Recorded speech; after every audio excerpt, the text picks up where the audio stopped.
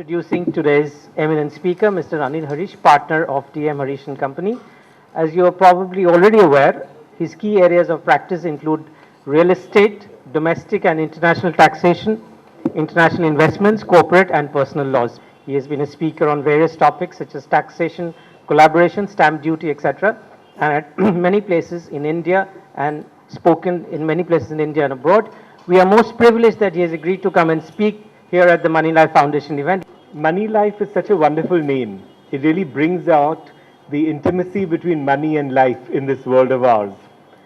Life depends on money, and money depends on life, and there is so much that we have to do. We have to have comfort for ourselves, we have to have safety, we have to have health, and all of these depend on money. But money comes also with so many risks, and therefore we have to have knowledge, we have to have literacy, but even more than that, we have to go deeper into these to avoid or at least minimize some of the risks that we are going to have. Now, the laws are an important part of this risk-taking or risk avoidance.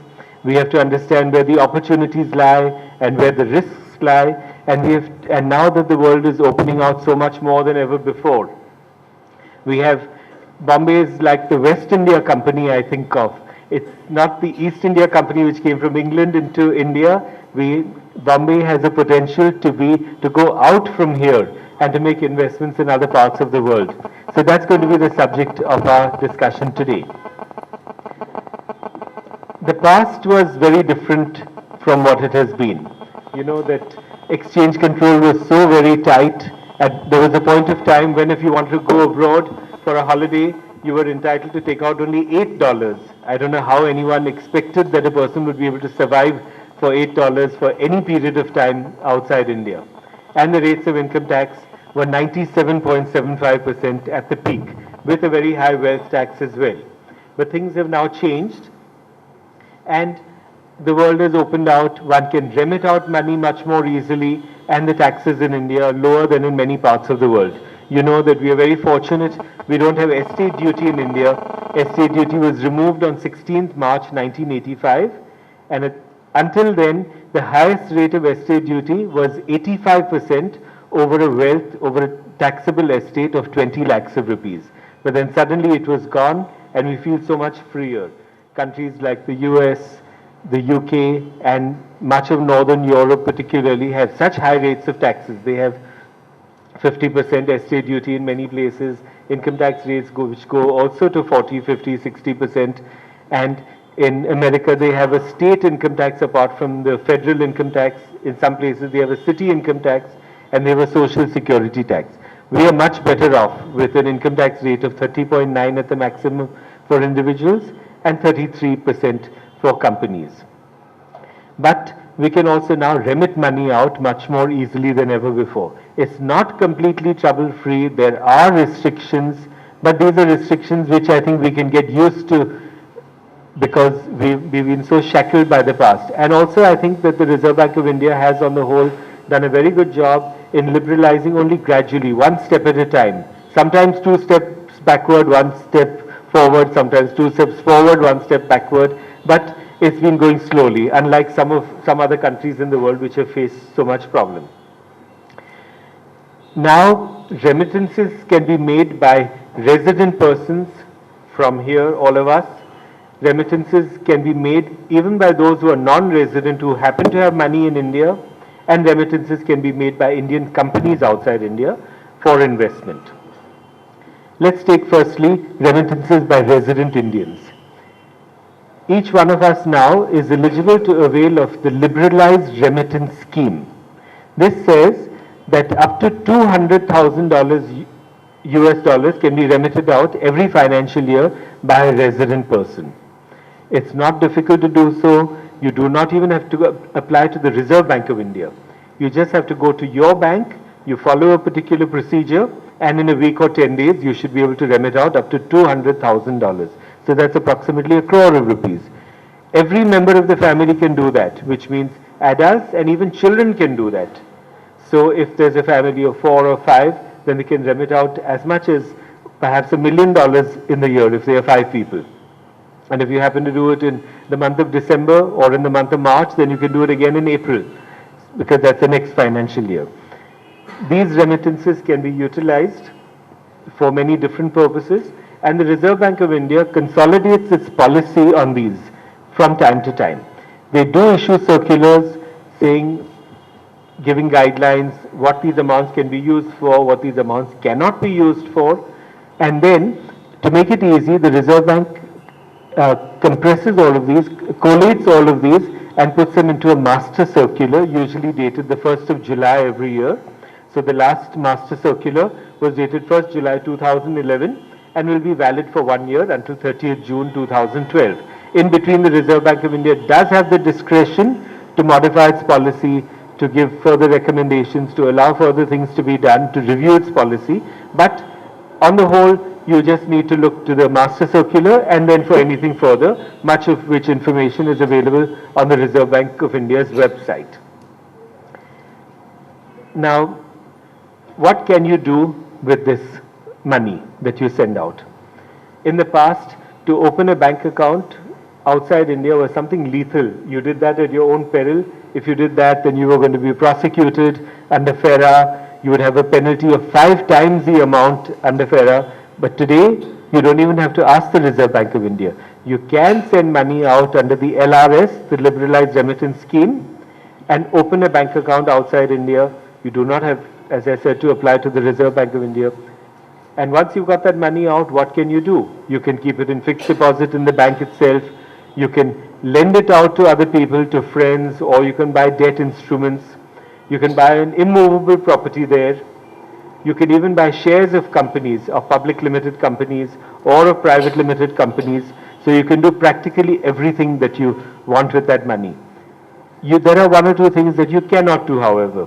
If, for instance, you send money out to buy a property, you cannot take a loan from a bank over there or from any other person, because then as a resident person, you're contracting a foreign exchange liability.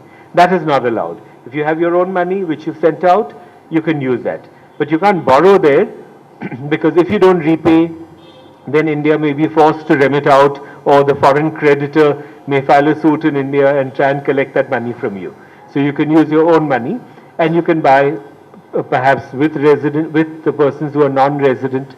So for instance, how it actually happens is this: that suppose there's a single person and he wants to send out $200,000 now, and he wants to send out another $200,000 in April, and he needs to buy a property for $500,000. Well, he can't take a loan for it. So he'll have his $400,000 there, then he'll have to wait for 1 more year to be able to remit out a further 100 or 200,000 in order to be able to buy the property. But he cannot take a mortgage. Another way in which he could do it is to get a friend, for instance, to co-invest with him. So he can put in 400,000 and the friend can invest 100,000. So between them they bought a flat for 500,000, and then he can have an option agreement to buy from his friend for 100,000 the year after that, when he's able to remit out another 200,000. So you see, there are different ways in which one may do it. Another way in which a person may be able to acquire something, acquire assets, acquire a property, acquire even a business with funds, even beyond the amount of funds that he's going to take out, is, for instance, to set up a company outside India, to hold shares of that company, and then the company could borrow. So that one may put in, say, $200,000 into the company, and then the company may borrow. So it's not him who is borrowing, it's a company outside India, and then that company will have whatever amount of money it needs in order to be able to invest. There are 1 or 2 things which are not clear in this policy. I'll come to those presently. It's not as easy as it appears, because one does have to be careful of the fine print. But generally, this is what one can do. Now, you can even make gifts from out of this money that you send out. So if you've got relatives there, if you've got friends there, you can make a gift, you can give them a loan, you can incur your own personal expenses, you can buy art with the money that you send out. You know, many people do import art. They go online to an auction of Sotheby's or Christie's, and then they buy paintings, and then they import them, and they pay the customs duty and so on. And that can be done to the extent of $200,000 per financial year. And as I said, this is without having to take prior approval of the Reserve Bank of India. So this is a big facility that we have, and we're very grateful for this because it does make life much easier. There are, however, some items which are not permitted, such as that you cannot use this money under the LRS for purchase of lottery tickets or prohibited magazines. Now, since we are talking about fine print, they only say that you cannot buy prohibited or proscribed magazines. They don't say you can't subscribe to a proscribed website. So, if you're a Sunny Leone fan, then you can go onto the website and pay because you do not fall within the scope of the fine print. You cannot trade in foreign exchange abroad. Now, one thing that was strange in the FAQs, which is contrary actually to the Master Circular, is the second point. In the Master Circular, it is stated that you can send money out to acquire shares. But in the FAQs that the Reserve Bank of India itself has issued, it says that you cannot use money to set up a company. Now, if you're investing in shares, then you probably have to set up the company, unless they mean that someone else must set up the company and then you may buy shares from that person. There does not really seem to be any reason for such a distinction because the setting up costs are insignificant, but this is what they say. So when they say that a resident individual cannot send money out for setting up a company abroad, it probably means that he cannot be a subscriber to the memorandum of that company, but he can be an investor into that company. He can have shares issued to him by the company, and he can buy shares in the secondary market from anyone else who has bought. Therefore, we do have to be careful of the fine print, and if you're going to do this, then I would suggest that you do apply to the Reserve Bank of India and get a specific clarification. We are doing that in another case, and perhaps soon I'll be able to tell you whether the Reserve Bank of India has approved of this or not. Now, remittances directly or indirectly to Bhutan, Nepal, Mauritius also, and Pakistan are not allowed. So you can send out money to London, to America, you can buy a property in the UAE, for example, but you cannot send any money out to Mauritius. Maybe because they feel that Mauritius is a place from which money comes back quite often to India, that is rechanneled back to India, but that's a restriction. So there have been cases where people want to send money out in order to be able to set up a company in Mauritius, which would then hold a company in another place, for example in Dubai, but that's not allowed right now because you cannot send money directly or indirectly to Mauritius or to Pakistan. And then remittances cannot be made to non-cooperative countries and territories. These non-cooperative countries and territories are those which do not exchange financial information with India. So for instance, if you want to remit to the BVI, the British Virgin Islands, or places like that, so many of the islands, the Channel Islands and so on, you will not be able to do so because the government of India feels that this money does come back to India in some form and there's a round tripping involved. Apart from these, there are not very many other restrictions and one can send the money out. Now, the money can be, once sent out, there is not even an obligation that you must bring the interest back. Suppose you send money out, you keep it in dollars there or in pounds or any other permitted currency, and you earn some income, whether by way of interest or by way of capital gain. You can keep the money there. You do not have to bring it back every year. In the old days, if the Reserve Bank of India allowed you to remit money out, then they would insist that if you get a dividend, you must bring the money back. They were so particular.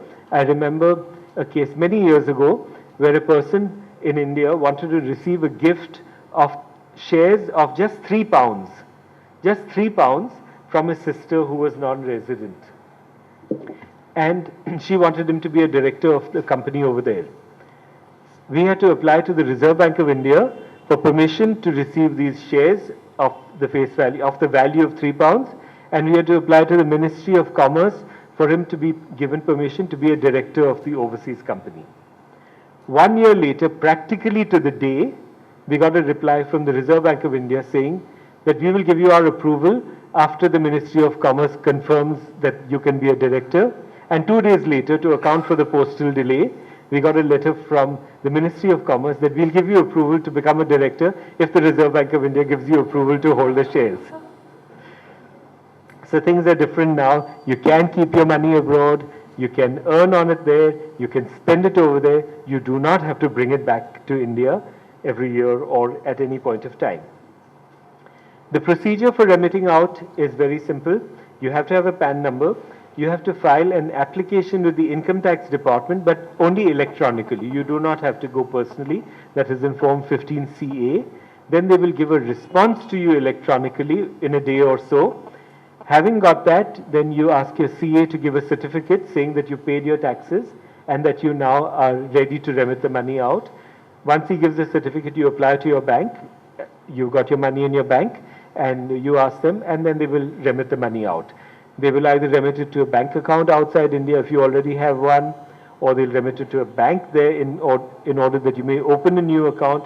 They'll even give you a demand draft if you want that, so that you can carry it out in order to be able to open a bank of your choice if you've not already decided on one, or if you don't have an account already. So the procedure is very simple. It takes about 7 days or 10 days at the most to send the money out. Sometimes it's even quicker if you know what has to be done. Now, as I said, you can use the money to buy a property outside India. Today, things are different abroad as well, that one can more easily buy property there in many places, except places like central London and places like New York. Property prices are down in most places. The only difficulty is that the Indian rupee has also fallen a lot, so it costs that much more, but properties are available. In fact, this morning a friend of mine from Italy called me up, and he said that there are so many Italian businesses which are now going to be on the block because every country in Europe is being affected. So there are people who want to sell out their businesses or who want investments. So he said that if there are people who want to invest or to take over an Italian company, which is, for example, in the fashion business or the design business or furniture, etc., he said there's a good opportunity because we see many of these things coming up. So I told him, in fact, that he should write an article for your magazine so that you can tell people of the opportunities about this. Now, if you do buy a property or if you make an investment abroad into property or into shares or give loans, etc., you must comply with the laws of that other country. The laws of that country can be, for example, income tax. Most countries do not have wealth tax, but many countries do have estate duty, so you'd have to be conscious of that. Then if you're going to hold shares of a company, there can be restrictions on the percentage that you can hold. For instance, if you hold a company, shares of a company in the UAE, you know that except in the free zones, in the other parts of the UAE, in the regular living areas of the UAE, a foreigner can hold only up to 49% of the shares, and you have to have an Arab holding 51%. So you have to comply with those regulations. And in places like London or like the UK or America or Europe, the tax regulations are important. So even if you just make an investment there, you know that you have to pay income tax. And if one were to pass away while the investment is still there, then there could be an estate duty. So that's why many people like to hold shares of a company, subject to that FAQ that I mentioned, hold shares of a company outside India, which will then invest in another country like in the US or the UK, where there is from where they actually want their money to go to in order to avoid estate duty. Now, there can be other restrictions. For instance, if a person who is not a citizen of Cyprus wants to buy a property in Cyprus, then he needs approval because foreign citizens are not allowed to buy. And from what I understand, the procedures are much more difficult and much more cumbersome there than they are here. It appears that it takes 4, 5, 6 months to get permission for a non-citizen to buy. In India, we are more or less clear about this. A non-citizen who is not of Indian origin just can't buy. So you know that there's no point spending time on that, except in some rare situations. But one must comply with the other requirements of that country. Now, even if you invest outside India, whether into immovable property or into shares or loans, etc., if you are resident of India, as many of us I presume are, then you have to pay tax in India on your overseas income. So if you send money out don't think it's gone out of your balance sheet. It's still part of your balance sheet. It may be expressed in dollars or in pounds or in any other currency, but it's still part of your capital. You may choose, if you're maintaining accounts, to have two separate balance sheets, one in relation to Indian rupee assets and another in relation to foreign currency assets. But nevertheless, it's still your wealth, and any income that you earn is still your income. So if you invest outside India and you earn interest or dividend or rent or even business profit, because you are entitled to carry on a business also, then you must remember to pay income tax on that income in India. If you have paid some tax in that country, then you will get credit in India for the tax that you've paid there on the income. But if the country has a different kind of tax, for example, an indirect tax like service tax, then you would not get credit for that. It's only for a federal income tax that you would get credit. For ST, in India we don't have ST duty, so obviously the question of claiming credit for that doesn't arise. And if one has an asset which is subject to wealth tax in India, then you would have to pay wealth tax on that overseas asset also. Now, what are those assets? If you hold shares of shares of any company, this is not subject to wealth tax. But if you hold immovable property, or if you hold motor cars, or yachts, or aircraft, then these are the assets which are subject to wealth tax. But most other assets are not. If the direct taxes code comes in the form in which it is now, then even art will be subject to wealth tax, no matter where in the world it is situated. And if the person is resident of India, then he would, as the law, as the draft bill stands today, one would have to revalue this art every year and have to pay wealth tax on that. Now that's going to be a very difficult exercise, so we hope that they are a little more rational about that. But in any case, one has to be conscious that overseas assets can be subject to wealth tax and will be subject to wealth tax if you are resident of India. There are other remittances that a resident Indian can make, not just under the liberalized remittance scheme. If a person wants to go and settle down abroad, then apart from the $200,000 that he can remit out in 1 year, he can also remit out a further $100,000 in that year, in the year of becoming non-resident, in order to settle down abroad, not in order to fulfill the other country's requirements of minimum capital investment, but for expenses. So for instance, if a person wants to become resident of a country, let's say of the US, suppose the US has a scheme that if you invest $1 million, then we will give you a green card quickly. They have had schemes like that in the past. Suppose they were to have a scheme like that. Then you can use the $200,000 for that purpose, but you cannot use the $100,000 for that purpose. The $100,000 is only for expenses. I don't see why that there should be such a distinction, but it is there.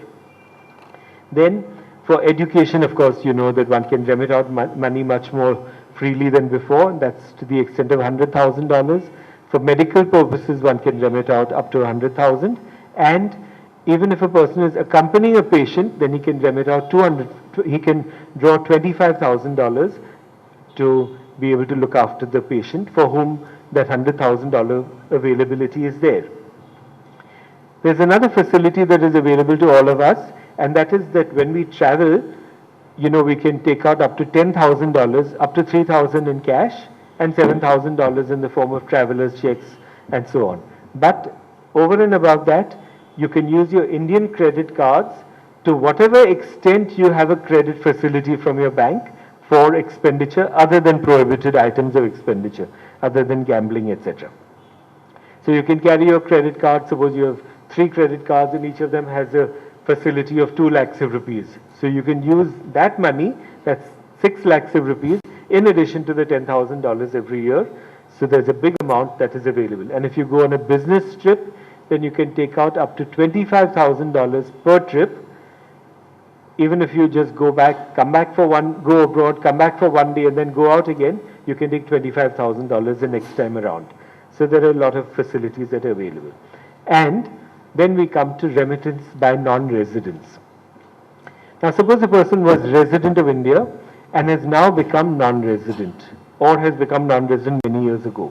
And if he has assets in India, let's say he had a flat in India before he became non-resident, or let's say he's inherited a property or inherited some funds in India, then does that money have to remain here forever, or is he entitled to that $200,000 facility? Well, as a non-resident, he's entitled to a $1 million facility. So he can take out from out of his own funds up to $1 million in a financial year. It happens sometimes that, let's say there are two people there, husband and wife, and the husband may have 10 crores of rupees in India. He wants to take out all of that. Then in India, he can, out of the 10 that he has, he can give 5 crores to his wife. He can take out 5 crores, 1 million, and she can take out 5 crores. But while there is no Indian tax on gifts made to a spouse or to a close relative, because of the exemption under Section 56 of the Income Tax Act, he has to be careful that suppose he is based in a country outside India in which there is a tax on gifts made even to close relatives, then if he makes his gift to his wife, he may have to pay gift tax in his own country, although he would not have to pay it here. So one has to be careful of the laws of that country as well, and not merely of India. This is in addition to other facilities that, for instance, if he's invested in shares on repatriation basis, or if he's got money in his NRE or FCNR account, then he can remit out those funds as well. So he'll have $1 million available to himself. Now, Indian companies can also invest outside India. They are allowed to apply to their bank and not even to the Reserve Bank of India to make this overseas direct investment. Just as we have FDI, money that comes from overseas is classified as foreign direct investment, FDI. So if money goes out from India, then it's called ODI, overseas direct investment. And the Reserve Bank of India's forms are logically named or categorized. So ODI stands for overseas direct investment, then foreign FC for foreign collaborations or investments from overseas, the form is FC, which stands for foreign collaborations and so on. Unlike the income tax where there used to be 37E or 37I, we didn't know what it stood for, although it played such an important part in our lives. But if an Indian company wants to remit money out in order to be able to invest, then it can remit out up to 4 times its net worth. So let's take a company which has a paid up capital of say 1 crore of rupees, and it has reserves of 3 crores of rupees. Then it can remit out 4 crores of rupees.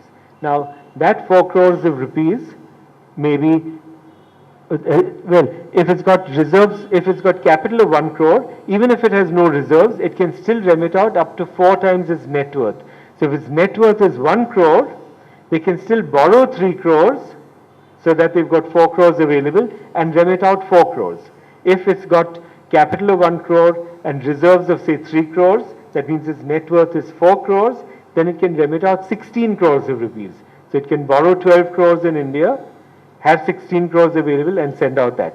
So you can see a lot of money can go out, and people have done that. If they want to set up a business outside India, they set up a company, put in that much capital, take further loans from members of the family or from a bank or whatever, and send the money out up to the extent of 4 times the net worth. The Reserve Bank also permits these investments to be made not merely as capital, but even as loans. So if a company has got a paid up capital of 1 crore and a net worth of 1 crore and wants to remit out 4 crores, then the way that I would usually tell them to do it is to thinly capitalize the overseas company so that they can send out capital of say 50 lakhs of rupees, and they can send out a loan of 3 crores 50 lakhs to that overseas company. Therefore, if the overseas company earns income in future and either pays its income tax if it's in a country in which there is income tax, or in any case has that money available, if it were to declare a dividend, that dividend would be taxable in India. But if it just repays the loan, then there's no tax. So if they've sent out 4 crores, of which 50 lakhs is capital and 3 crores 50 is a loan there, and they make a profit of 1 crore of rupees, they can send back the crore without any tax because it's just repayment of a loan. So there are these facilities that are available. Now one question that is often asked is that if a person has sold a house in India or sold shares in India, and is eligible to make an investment in India under Section 54 of the Income Tax Act, that means sale of a house and reinvestment into another house, or sale of some other asset like shares and reinvestment into a house under Section 54F, then I'm asked, can the person invest outside India and claim that as a valid reinvestment for the purpose of Section 54 or Section 54F? There are a number of decisions of the tribunal on this point. They are not as clear as they should be, but I feel that the correct position is this, that if a person is resident of India, then he would have to pay tax on his world income. If he has to pay tax on his world income, if he would be liable for tax on his world income, if he had any world income, then he must be eligible to invest outside India as well and get the benefit. So, if he sells a house in India, makes a gain here, then he should be able to remit out the money to that extent of $200,000 per financial year and buy a property outside India and say, I have reinvested in accordance with the terms of Section 54 or 54F, and I do not have to pay any tax because I have properly reinvested. But if it is a non-resident who has sold an asset in India and made a capital gain here, then if he invests in India, that's fine, because he is allowed to do that under the Income Tax Act. But if he chooses to remit the money out from here and invest in a house outside India, then I feel he will not qualify, because his overseas income is not going to be liable to tax in India since he's non-resident, and therefore an overseas reinvestment should also not be eligible for a tax benefit in India. But as I said, the decisions of the tribunal are not clear. However, I feel that the principle is clear from the language of the Act.